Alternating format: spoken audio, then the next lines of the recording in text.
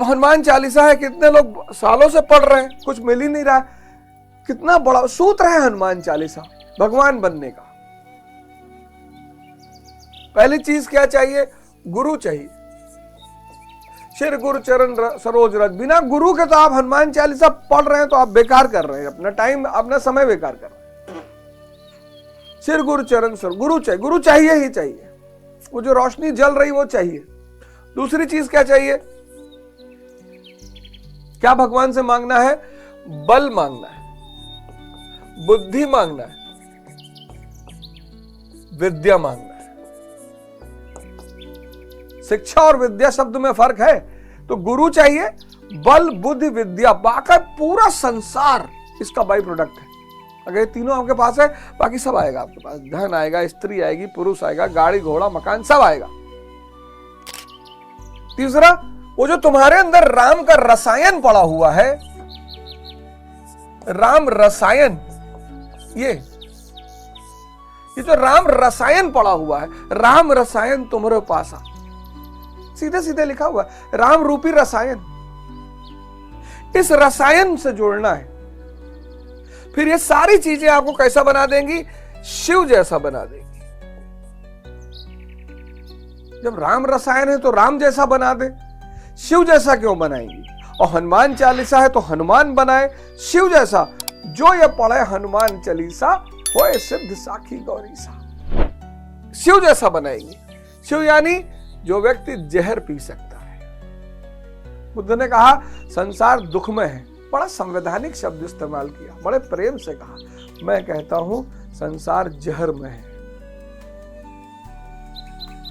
अगर आपको इन लोगों ने घेर रखा है, अज्ञानता ने घेर रखा है, आसक्ति ने घेर रखा है, भ्रम ने घेर रखा है, मोह ने घेर रखा है, सब पे मैं चर्चा कर चुका हूं। अगर इन सब ने आपको घेर रखा है तो आपका जीवन जहर हो जाएगा।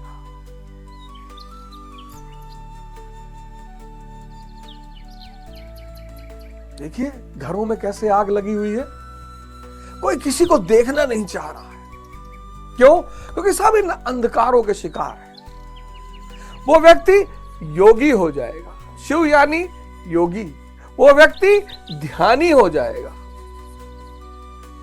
वो अपनी पत्नी के लिए सोने की चेन छोड़ो, सोने का महल बनाएगा, कुबेर को कब्जे में कर लेगा।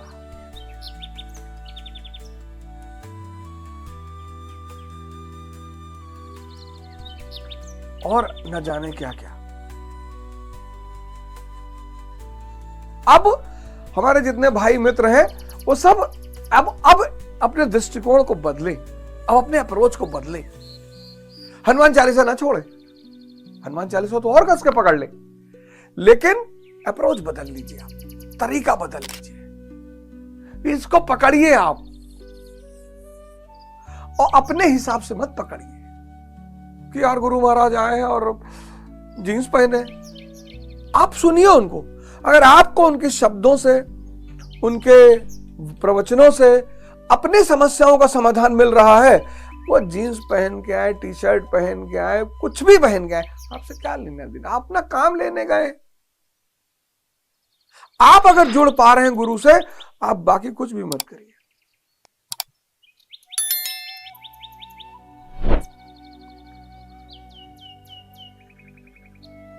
ग्यारह श्लोक खत्म किया मैंने और बड़ा अच्छा, मैंने कहा ना, बहुत आनंद आ रहा है। अब थोड़ा सा इस शब्द पर भी मैं आज चर्चा कर लूं। दुनिया में जो सबसे बड़ा भ्रम है वो सुख का भ्रम है। सुख दुनिया का सबसे बड़ा भ्रम है।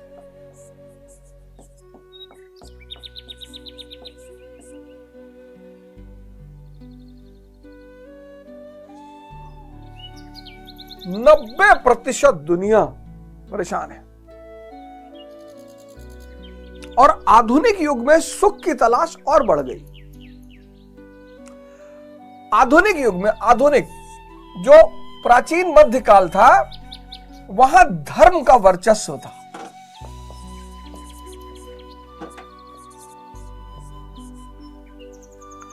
आज ह्यूमनिज्म का वर्चस्व है, मानवतावाद का। आज आधुनिक युग में मानवतावाद का वर्चस्व है। ये कॉन्सेप्ट समझिएगा, बड़ा जबरदस्त कॉन्सेप्ट है ये। तो कहीं ना कहीं 99% जनता धर्म को पढ़ती थी, सुनती थी, कुछ नहीं है तो तबला ही रात में बजाती थी। आप कभी बंबई में जाएं अगर और उसके लोकल पे ट्रेवल करें तो लोकल में बहुत सारे लोकल में आपको लोग मिलेंगे जो मजीरा ढोल लेके चलते हैं। अब नाला सुपारा से बीटी तक आना है, 2 घंटे का रास्ता है, तो 10-12 लोगों का ग्रुप है और ढोल मजीरा लेके चलते हैं, भजन गाते चलते हैं। सुख मिल रहा है कि नहीं मिल रहा? कहीं ना कहीं मन शांत हो रहा है कि नहीं? ये सब कितना बढ़िया काम कर रहे हैं। अब 2 घंटा ये भजन कर रहे हैं, अपना भी आनंदित हो रहे हैं, मन शांत कर रहे हैं और अगल बगल का भी कर रहे हैं। तो आधुनिक युग से पहले, मतलब जो आधुनिक युग से पहले जिसको तुम प्राचीन काल कहते हो या मध्यकाल कहते हो, यह धर्म का वर्चस्व था, धर्म संविधान था। अभी क्या है? अभी मानव रचित संविधान है, मैन मेड। प्राचीन या मध्यकाल में धर्म, बाइबल संविधान, कुरान संविधान, वेद संविधान, इसीलिए इन पुस्तकों को अपौरुषेय कहा गया। अपौरुषेय का मतलब हुआ कि किसी द्वारा रचित नहीं है, भगवान द्वारा रचित है, और इसी भगवान के ही संविधान से दुनिया चलेगी। अब भगवान नीचे उतर के तो दुनिया चलाएगा नहीं, तो कौन चलाएगा? राजा चलाएगा। तो राजा कौन हुआ? राजा भगवान का प्रतिनिधि हुआ। इसलिए प्राचीन काल के राजाओं को देखो, उनकी उपाधि देखो। अशोक कौन सी उपाधि ले रहा है? देवा नाम पियदसी, मैं देवताओं का प्रिय हूं। गुप्त कौन सी टाइटल, गुप्त जो राजा है कौन सी उपाधि ले रहे हैं? परम भागवत। और जैसे तुम मध्यकाल में एंटर करोगे तो मुसलमान राजा कौन सी टाइटल ले रहे हैं? जिल्ले इलाही, शैडो ऑफ अल्लाह। अब आज हमारे मोदी जी जिल्ले इलाही थोड़ी है, आज वो जिल्ले जमहूरियत है। आज वो भगवान के प्रतिनिधि नहीं है, जनता के प्रतिनिधि है। तो प्राचीन और मध्यकाल में व्यक्ति धर्म के प्रभाव में रहता ही था, चाहे 1% रहे। आज मानवतावाद का सिद्धांत है कि मानव सुख सर्वोपरि। जैसे आज देखो आप, आज अगर आप देखो सामाजिक तौर पर, ओपन तौर पर सेक्स की चर्चा शुरू हो गई है। बड़ी अच्छी बात है, बड़ी अच्छी बात है, बहुत अच्छी बात है। एक शो हो रहा था दिल्ली में, उसमें एक डॉक्टर साहिबा थी, तो किसी लड़के ने उनसे पूछा कि भाई हस्तमैथुन कितनी बार महीने में करना चाहिए? तो उन्होंने कहा 21 बार करना चाहिए। 21 बार आदमी कर सकता है, क्योंकि ये मानवतावाद के सिद्धांत से प्रभावित है समाज। लेकिन धर्म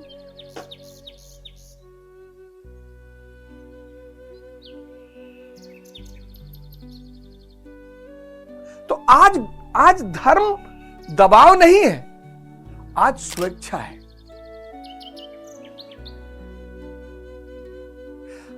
आज धर्म दबाव नहीं है, स्वेच्छा है। पहले क्या था? आधुनिक काल से पहले क्या था? धर्म दबाव है, मानना ही है। आज स्वेच्छा है। अब स्वेच्छा में लोगों ने पढ़ लिया, साइंस पढ़ लिया, फिजिक्स पढ़ लिया, केमिस्ट्री पढ़ लिया, तो कह रहे हैं न्यूक्लियर फ्यूजन पढ़ा है हमने। अच्छी बात है। न्यूक्लियर फ्यूजन से तारे चमकते हैं, स्टार्स क्या करते हैं? चमकते हैं। आप भी तो स्टार बन जाओ।